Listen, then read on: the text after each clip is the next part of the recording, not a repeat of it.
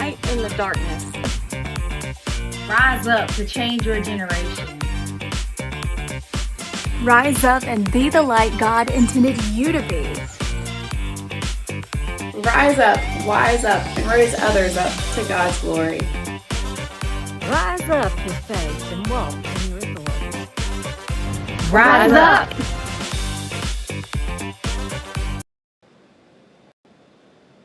Good morning, good morning. Hope everybody can hear me. Maybe, maybe not. I'll know soon enough.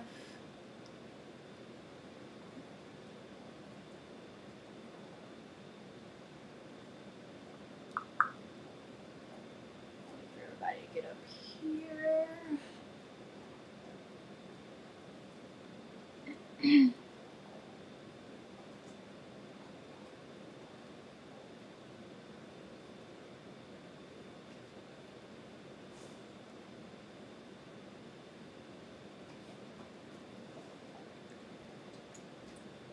Off the record and not according to the subject at all, it was very heartbreaking to see that Dolly Parton passed away yesterday.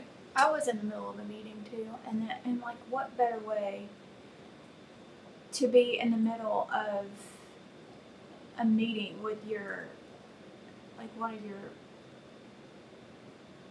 marketing partners and get a text message from your mom saying that Dolly died.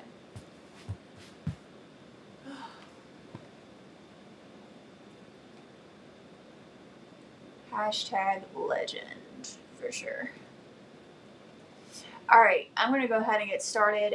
My name is Mackenzie. I'm one of the few that get to rise up with you every day. I know I've been MIA for a few weeks now, but life is going to throw at you some changes, and we have to deal with those changes the best way we can. So thank you to Mama D for filling in for me. I have a feeling that I'm going to have to ask for some fill-ins for a little bit longer.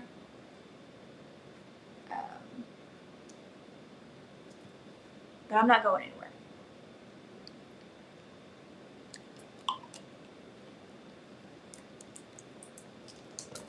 So I'll get started with some announcements. We're 6 minutes after. We invite you to his house every Sunday with Bible study beginning at 3 o'clock. That's going to be starting back up again September 13th. And when you know it, that's just around the corner because we are in our very last week of August, and it's so weird. But we will be starting that back up September 13th with church service, as always, starting at 4 o'clock. That's going to be at 1525 Dean Forest Road. You can find that on the ticker that's going to be going throughout today's word at the bottom of the screen. You can also email us at hishousetrainingcenter@gmail.com if you have any questions on deliverance, on healing, or if you would like more info on today's word, or just have a question in general. We invite you to email us. Again, that's at hishousetrainingcenter@gmail.com. Again, that information will be running across the screen throughout the morning. And it is that, again, it's that time of year again, because it's just, it doesn't seem like it should be. But you can help support the orphans this year. We are doing the Christmas donations for the orphans, and donations will be matched by the Wittenberg family.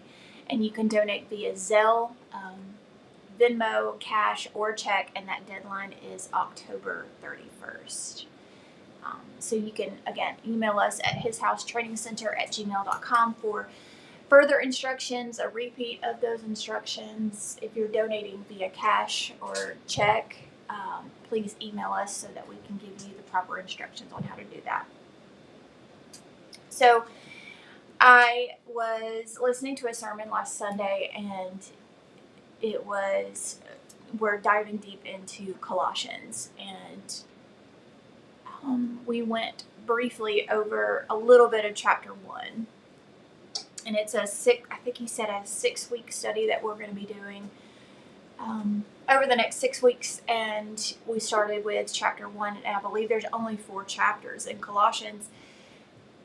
But that just goes to show you how much we're breaking it down in this season.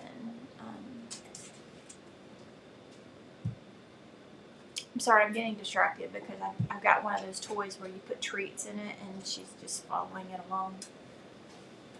She stays busy. I'm sure she'll join us here in the next few minutes.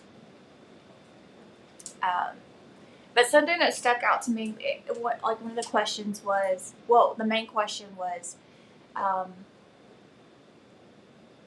that we were given, what does it mean to live a life worthy of Jesus? And the whole congregation got really quiet because I don't think it's something that we really just sit down and kind of pull apart as far as a question goes.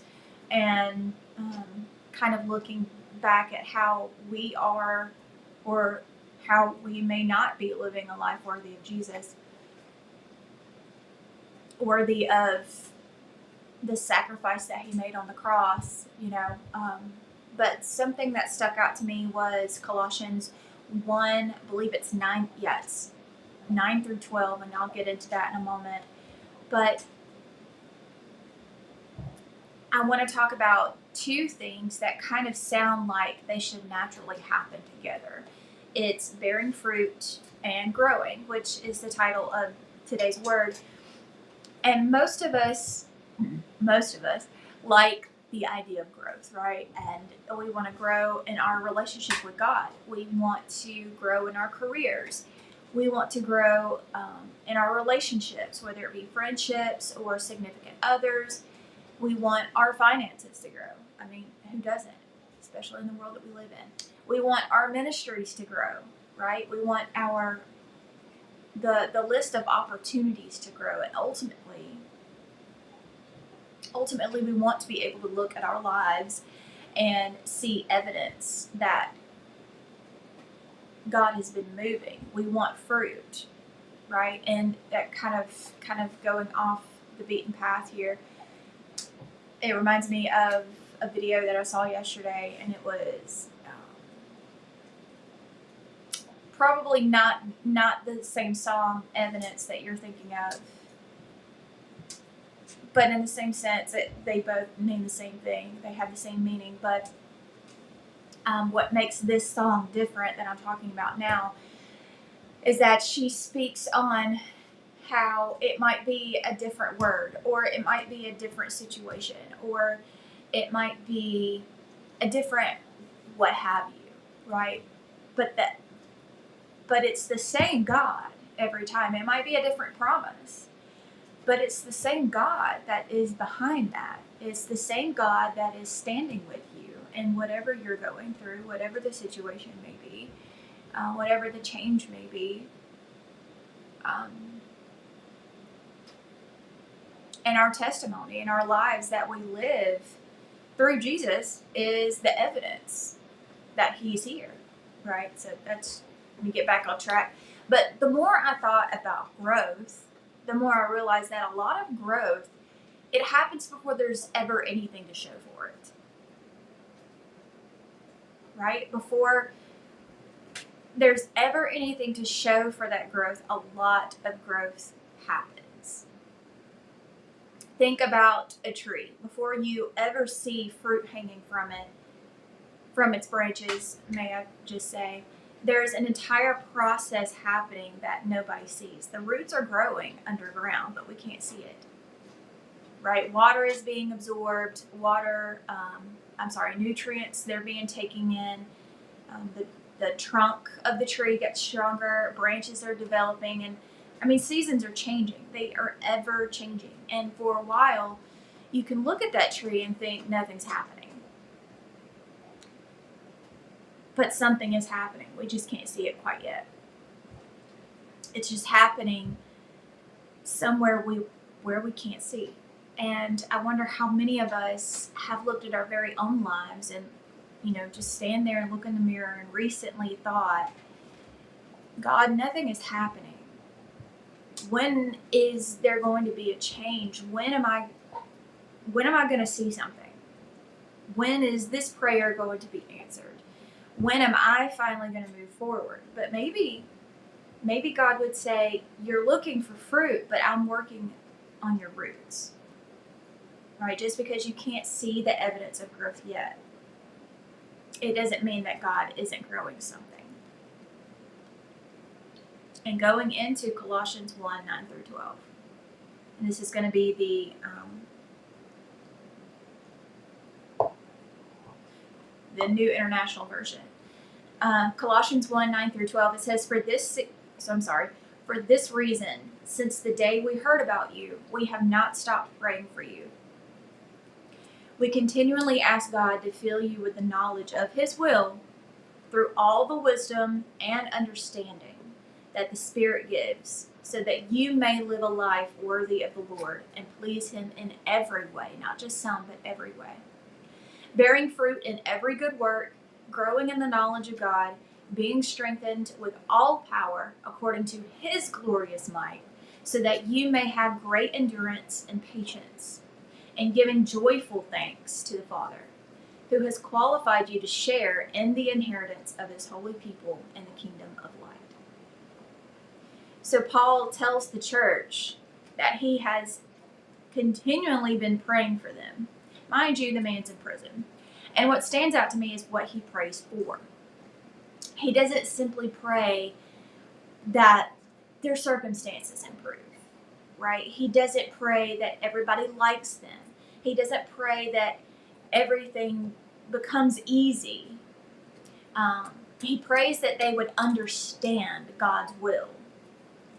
Okay, and that was another question, or that was another point that was brought up last week, was in this sermon that I'm kind of stealing from, but it's okay.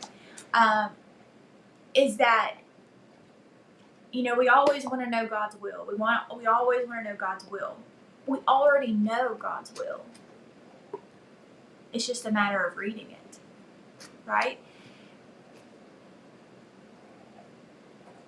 He prays that they would receive wisdom, that the way they live would honor God, that their lives would produce good fruit, and that they would continue growing in their knowledge of God. And let me just say, a lot of people are misunderstanding, or I won't just say misunderstanding, but they are also misled whenever people say, as long as you believe that Jesus died on the cross for you, you're saved, you're good to go. Nothing else matters.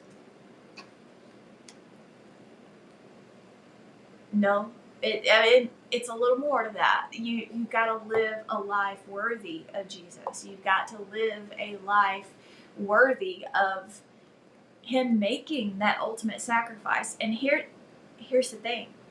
You're never going to be able to live a life perfectly worthy of Jesus sacrificing His life on the cross. You're never going to. I'm sorry. I highly despise to tell you that.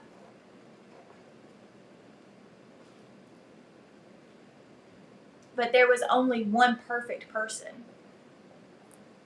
in this realm and in creation itself. You're gonna mess up. You can tell me you're not going to, but you would be doing yourself and everyone else around you that is watching you a disservice, because it's not true. But then Paul prays that they would be strengthened so they could have endurance and patience while maintaining joy. So, right there in Colossians 1, 9, 12, if you ever need to wonder, if you ever find yourself wondering, how can I live a life worthy of Jesus? It's right there. Pulverize it, pull it apart however many times you need to. I'm a firm believer that you read something in the Bible and you go back and read it again, you get something different out of it. Or in this case, a better understanding of it. Pause for notes here. Paul Whitty, good morning. Yes, growth and fruit. That is exactly what we're talking about today. That's essentially the progression we see in Colossians 1:9-12. And when I read that, I realized God's definition of growth, that is sometimes very different from ours. We tend to measure that growth by what's happening around us. When God often measures growth by what's happening within us. We're praying, God, I need for you to change my situation. And sometimes God is saying, I'm changing you in said situation. It's just all a matter of how you're looking at it. And we're asking, when are you going to open the door? But God may be asking, who are you becoming while that door is closed? Good morning, Kathy. We may be asking, when is this season going to end? And God may be saying in turn, I hear you, but I don't want you to miss what I'm trying to grow in you while you're here. So I'm a firm believer that you never pray for patience. Because really you're praying for situations and things in your life to happen that test your patience.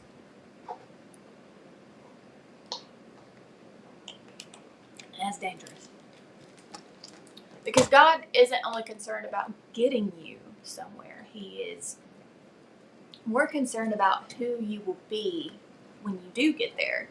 So growth, hold on, I've got two screens going right here. Growth starts before fruit appears. We know that, So with the tree analogy or plants in general, or anything in general, it all has a starting point, and majority of the time you're not going to see it. There are roots underground. There are things being formed where we can't see.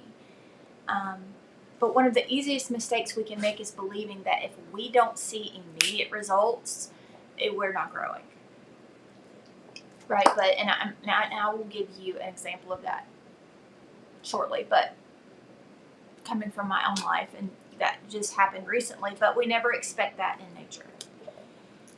Nobody plants a seed on Monday, walks outside Tuesday, and sees dirt and says, well, apparently this didn't work. I mean, I'm not one to have a green thumb, but even I know it takes time, right? We understand that there's a process. The seed has to settle, and roots begin developing, as I said, and those roots become established into the ground. And eventually something breaks through the ground. Something does, and the plant grows. It matures, and then fruit comes or a flower blooms. But spiritually, sometimes we give God about 3 business days. We don't even give him the Amazon Prime version of it.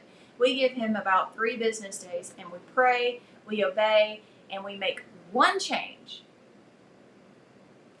And then we're looking around like, who done it, right? We're looking around like, okay, God, where is it? Where's the answer? Where's the change?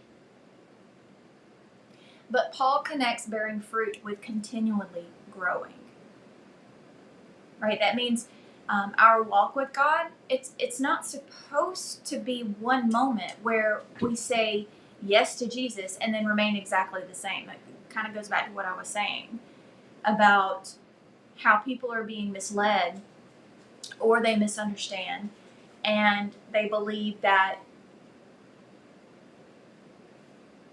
I believe that Jesus died on the cross for me. I'm good to go.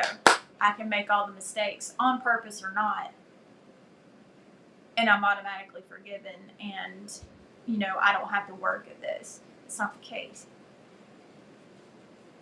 If I'm walking with Jesus, there should continually be something developing in me.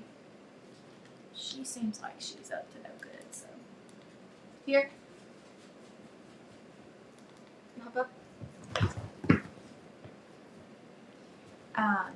And sometimes the greatest evidence of growth isn't something happening to you. Sometimes it's changing in you, and maybe you used to react immediately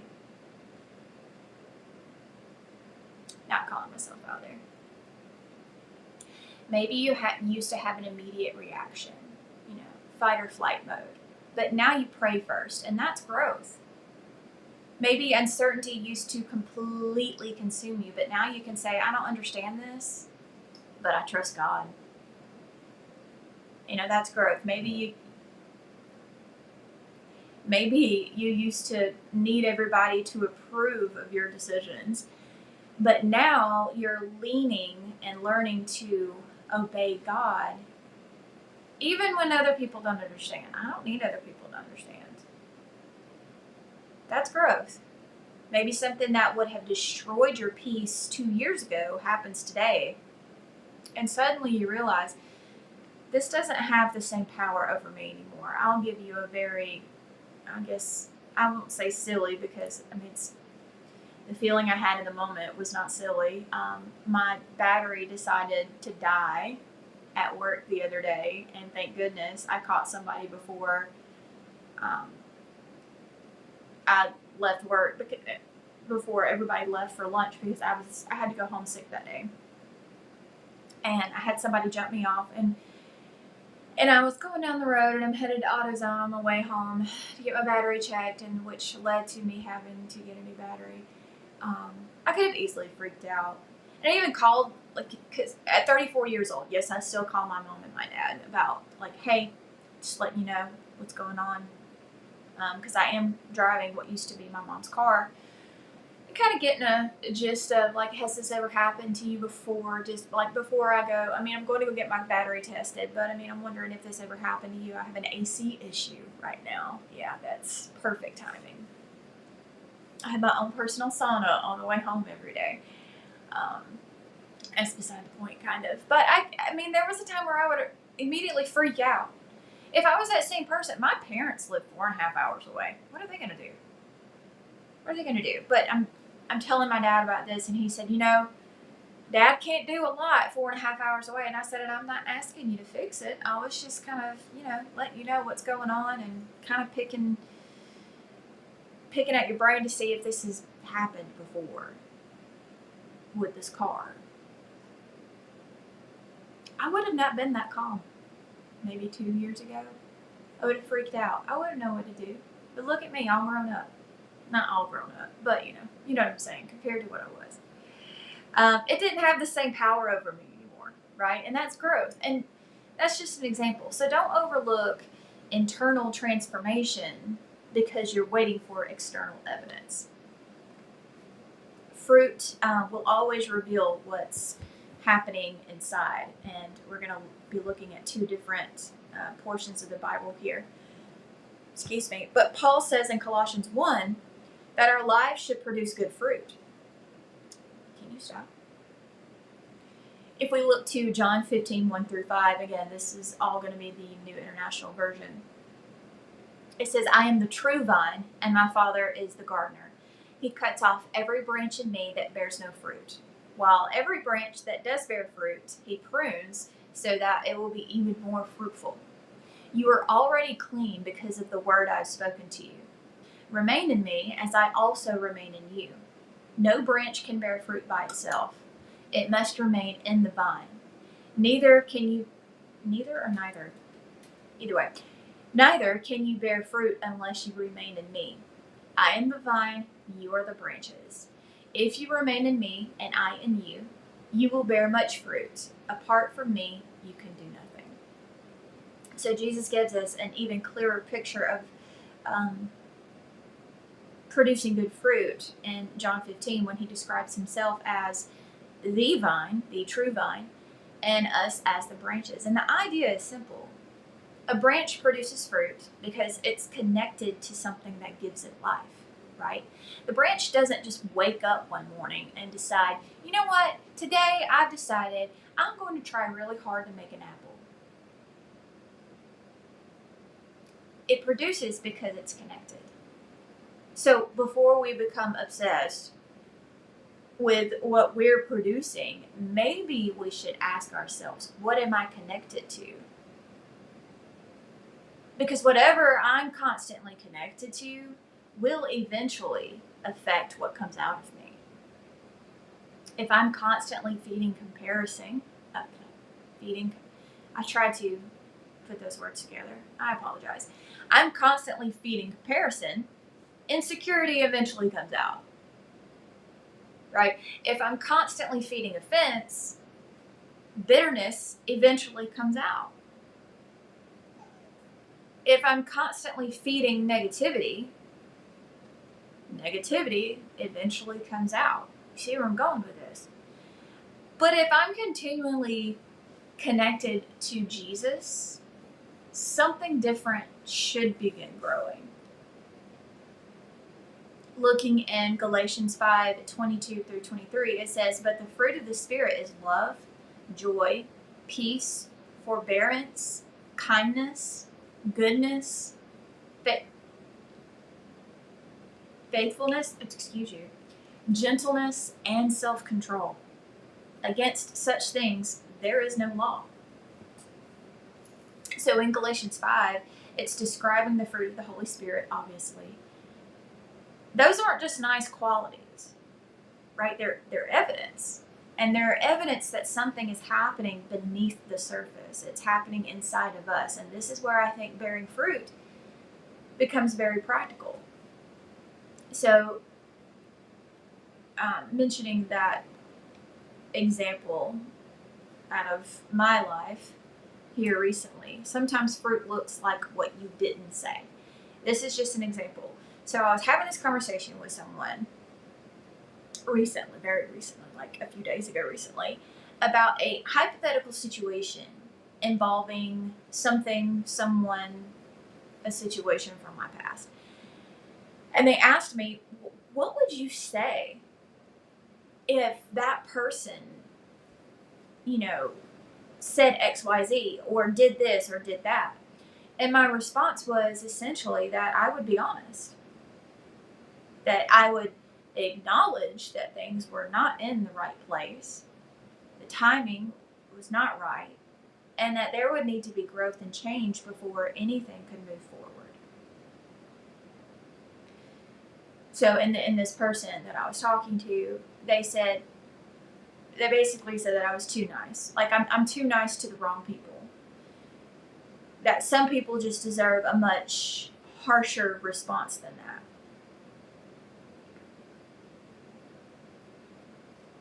And I have a problem with that. I have a problem with what was said to me. I remember explaining to them in a nutshell that we weren't created to spend our lives carrying grudges, malice, and drama. Just because somebody else wants to poke the bear, or if somebody wants to, do things that probably they shouldn't have done in the past to hurt me, or made a situation what it is today. Even if they decide to do that, that's none of my business. Their actions are none of my business. What is my business is how I grow from that, how I become a better person from that. And this conversation stayed with me because I started thinking about how often the world tells us that strength looks like having the perfect comeback.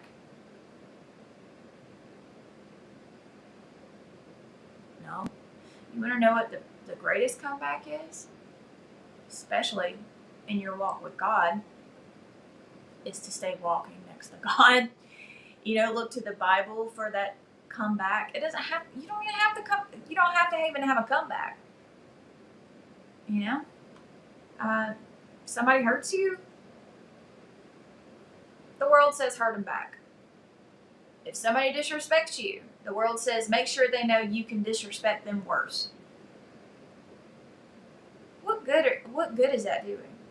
If somebody walks away, the world's saying to make sure when they return, you make them regret it. And somehow we've started confusing bitterness with strength. I don't get that. But the closer I grow to Jesus, the more I realize that having boundaries and having bitterness are not the same thing. I can tell somebody no. I can say, this isn't healthy for me. I can even acknowledge that, hey, you hurt me. I can recognize that you don't get the same access to my life that you once had. And I can do every bit of that without hating you. That's growth. There may have been a version of me that wanted the last word. There may have been a version of me that wanted someone else to hurt because they hurt me. And there may have been a version of me that believed that the strongest response was the sharpest response. Sometimes spiritual maturity sounds like I could say it, but I don't need to. I could say it. I could say it all day, but I don't need to. Now, that's self-control, and I consider that fruit.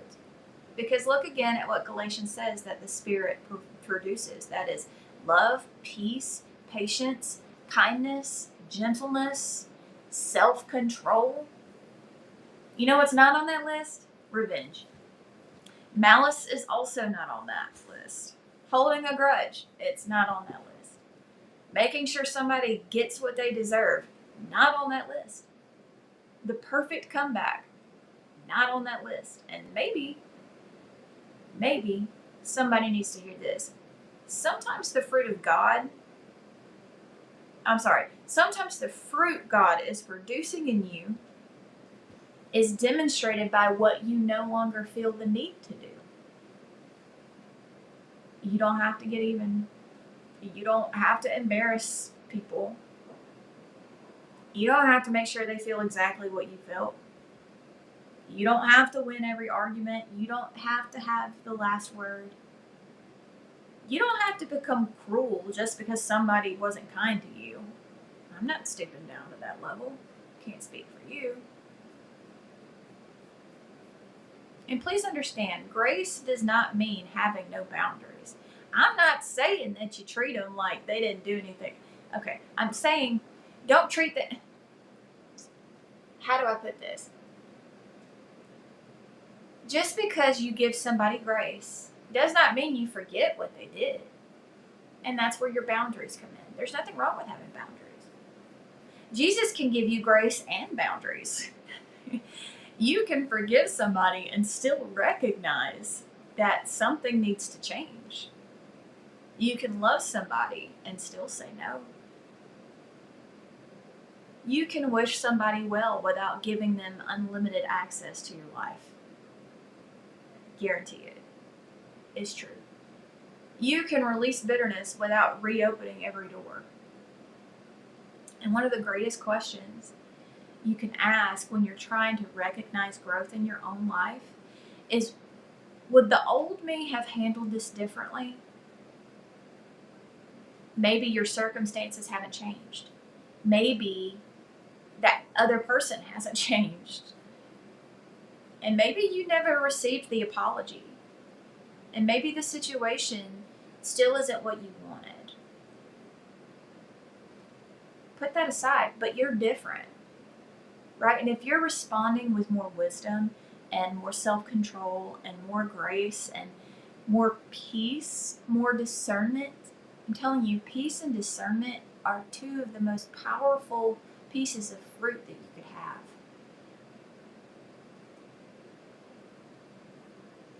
All of that, if you're responding with more of that than you would have before, that's fruit. And God has been growing something in you. That is evidence right there. Some growth looks like pruning, as hurtful as it seems to be. John 15. Jesus explains that fruitful branches are pruned so they can become even more fruitful. And there's something important here, that the branch being pruned was already producing fruit. It just wasn't necessarily doing something wrong. The gardener, aka God, simply knew that there was potential for more. Right? And sometimes God does the same thing with us. There are seasons when things start getting cut away or a relationship changes. Why are you staring at me like that? An opportunity disappears, or a door might close. A habit becomes uncomfortable. An environment that used to fit suddenly doesn't doesn't fit anymore. And our immediate response is, God, what happened? But what if nothing went wrong? What if you're being pruned? Because sometimes God removes something, someone good to make room for what he's doing next. Sometimes he removes comfort because comfort has stopped producing growth. And I always talk about how we need to get out of our comfort zones. Sometimes he changes our environment because we've learned that we were supposed to learn there. There was a reason why I was supposed to work from home for 2 years. Now I'm in a totally different environment. And it's a new blessing each and every day. But I was supposed to learn in that isolation. I've spoken about that plenty of times. Sometimes he removes something because he knows that you cannot carry this into where I'm taking you. And pruning rarely feels like growth while it's happening. Pruning honestly feels a lot like loss. But if God is the gardener, then eventually we have to trust he knows what he's cutting, right? And he knows what he's growing as well. Growth requires strength.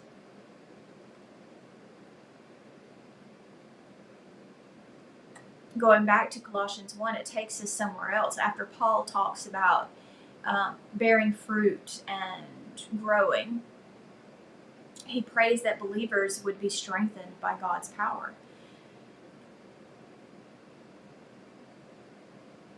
And we wonder, what does he connect that strength to? Well, it's endurance and patience. And I find that interesting because if I were writing that prayer in prison, let alone in prison, I might say, God, give them strength so they can conquer everything. I might say, give them strength so that they can fix everything. Give them strength so they can get out of everything. But Paul essentially prays, give them strength so they can keep going. Because sometimes strength doesn't look like winning. Sometimes strength looks like staying, right? Sometimes strength looks like waiting. And sometimes strength, it looks like waking up tomorrow and trusting God again. Sometimes it looks like saying, I still don't understand, but I still believe. I still trust. We think growth means God will make life easier. Sometimes growth means God increases our capacity. The situation hasn't changed, but you have. The thing that would have crushed you 2 years ago doesn't crush you anymore. You don't even give it a second thought. The thing that once would have kept you awake all night doesn't control you anymore. And you might be getting the best sleep ever. The thing that would have made you quit, the thing that would have made you quit, it doesn't make you quit anymore. It makes you keep going. Why? Because your roots have gotten deeper. And deep roots can withstand things that shallow roots cannot.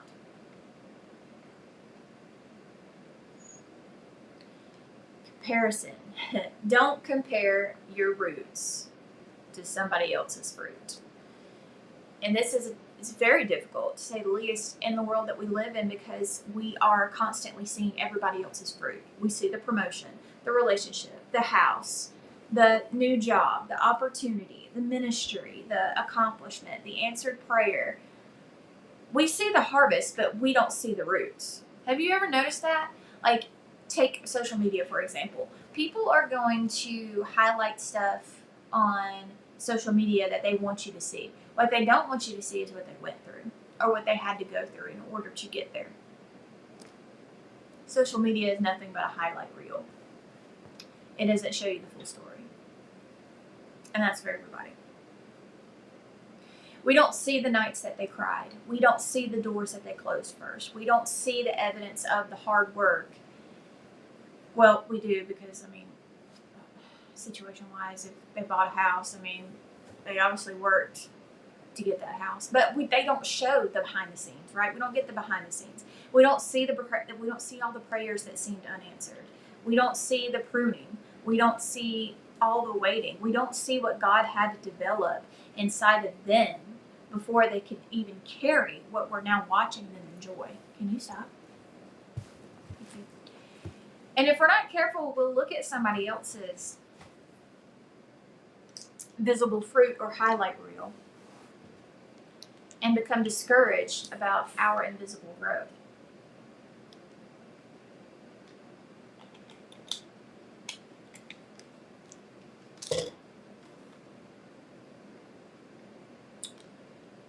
But you don't know what season they're in. Again, you don't know what they had to go through. You don't know what season they're in, and they don't know what season you're in. It's twofold. Maybe they're harvesting. Maybe you're planting.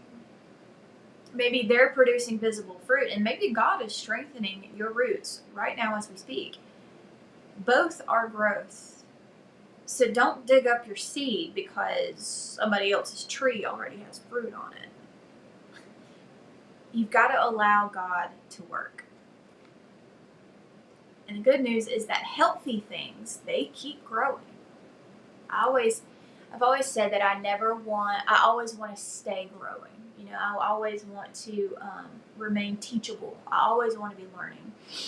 There's another part of Colossians 1 that I don't want to miss, is that Paul doesn't simply pray that they would know God. He wants them to keep growing in their knowledge of God. There should never be a point where we decide, I know enough. Or I've been saved long enough. Or I've heard enough sermons. Or I've read enough scripture. We should never get to that point. Because the closer we get to God, the more we realize how much more there is to know about Him. I said it before. I can have a series of verses that I read one week, and then the next week, read the same exact verses and get something different from it. That's growth. And growth doesn't always mean learning something completely new. Sometimes growth means finally living what you've already learned. You've known trust God for 20 years, but now you're facing something that requires you to actually trust Him. You've known forgive people, but now you've encountered somebody who's difficult to forgive. You've known wait on God, but now God has you waiting. You've known love your enemies, but now you actually have somebody who hasn't treated you well. You've known about self-control, but now you've been given this perfect opportunity to say something you probably shouldn't say. There's a difference between knowing a truth and having that truth become part of who you are. That's maturity. That's growth. That is fruit. So what is God growing in you? Instead of only asking God, what are you doing? What are you doing for me? Maybe we need to start asking God, what are you growing in me? Maybe it's patience or discipline or compassion or courage even. Maybe there's wisdom that He's growing. Discernment, your ability to trust Him. Maybe He's teaching you when to speak and when to be quiet. Maybe He's teaching you how to release control or teaching you how to establish a boundary without becoming bitter. Maybe He's teaching you how to wait without assuming you've been forgotten. Whatever He's growing, you don't rush the process. You've got to trust the process because fruit is seasonal. But growth should be continual. There's going to be seasons when everybody can see what God is doing in your life. And some of those everybody's are not believers yet. And there will be seasons when almost everything he's doing is underground.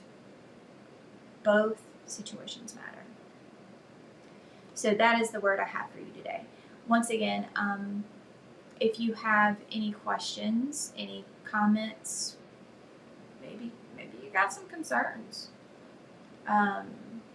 make sure that you are emailing us at hishousetrainingcenter@gmail.com. If you have any questions on service, which his house is held every Sunday at 4 o'clock, 1525 Dean Forest Road. And then our Bible study will start back up on, where did I say that? September 13th at 3 o'clock. Service coming after at 4 o'clock. So if you want to email us, hishousetrainingcenter@gmail.com if you have any questions on deliverance or healing, if you need prayer, just reach out to us. And I want to close this out and get on with our Wednesday. Father God, we know that when we look at Colossians, Paul gives us this beautiful picture of what a growing life looks like. But it's in you that we find our patience, our endurance, bearing that fruit, but also still growing at the same time. Lord, I pray that you keep us growing, keep us in you, Father. I pray that you remind us that this is just a season, that you are doing so much more that we don't even see yet, that others don't even see yet. Maybe others see it before we do, Father. And if that means that it's growing your kingdom, if it's leading somebody towards their walk with you, Father, whether it be a brand new walk or just a resuming of a walk, Father, that they have just led astray from. It just means that you are working through us, Father, and we thank you for allowing us to do that each and every day, Father. We thank you for waking us up to another beautiful day, the air that we breathe. We thank you for allowing us for our feet to hit the floor running after you and for you, Father. I just thank you for this ministry. I thank you for this community, Father. I thank you for His House Training Center, and I thank you for Rise Up with Deborah. I thank you for Souls of Thunder Ministry, Father, and the work that they have done and that we continue to do, Father. And I just pray that this word reaches somebody that really needed to hear it. Father, you know, I started out this morning thinking I feel like I've already spoke on this, but sometimes, just like I said, people need to hear things over and over and over again because maybe they get something different out of it this time, just like we do with your word each and every time we open it up. Father, I thank you for my family. I thank you for the many blessings that you bestow upon our lives, Father, and you continue to do so. We can't thank you enough, Father, and we thank you for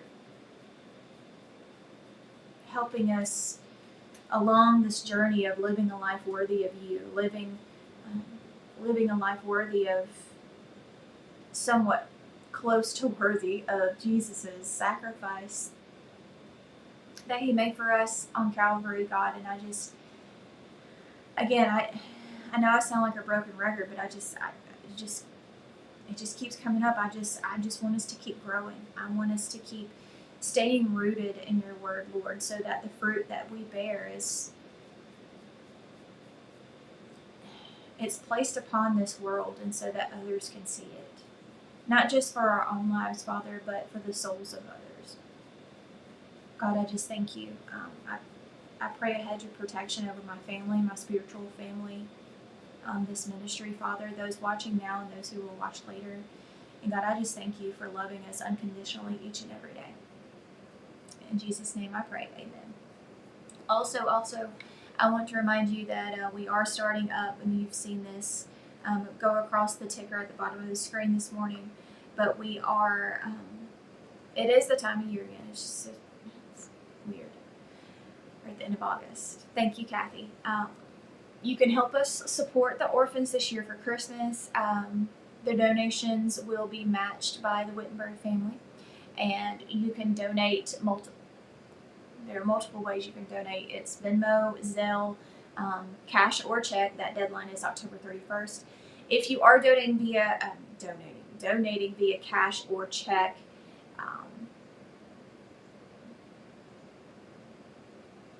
excuse me, I'm getting distracted. You can email us at hishousetrainingcenter@gmail.com for more instructions on that. If you have any questions, please reach out to us. I love each and every one of you.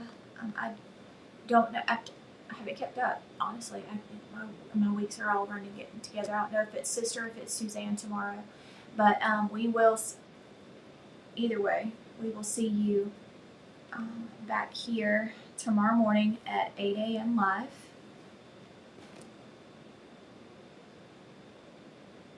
Why? Because you don't want to miss it.